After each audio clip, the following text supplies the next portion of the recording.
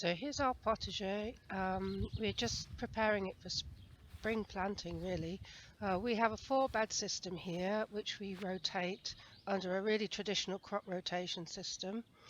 Um, this bed here is our root and onion bed for the coming season. This bed we're looking at now was our root and onion bed last year. You can see I've actually left, just for demonstration purposes, the last few beetroot there and leeks, carrots. These were interplanted with onions. That's where the gaps are that you can see. Here was a little intercropping also of coriander, which has seen us right through the winter. And here I lifted my parsnips just last week, ready to prepare for planting my first early potatoes this year, which I'm going to do later today.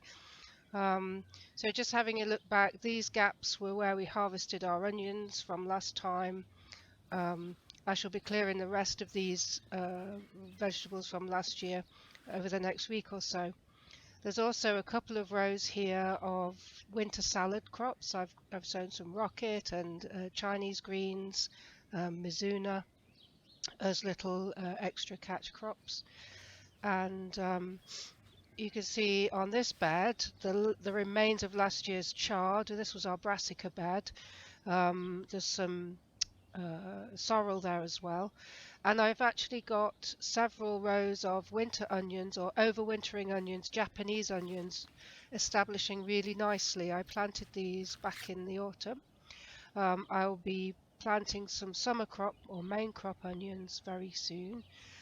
Just preparing the ground also to sow some root crops in between the rows of onions in this bed. I'm just showing you the soil here because it's really capped over after the winter, and this is why I'm forking it all over, opening it up, getting the air into it before raking it down ready for planting. So 2 years ago, this far bed, which will be my solanums now, was our potatoes. Last year, this corner bed was our potato bed. This year it will have beans on it, and the potatoes are now moving into this first bed that we looked at. Next year they'll go into this one.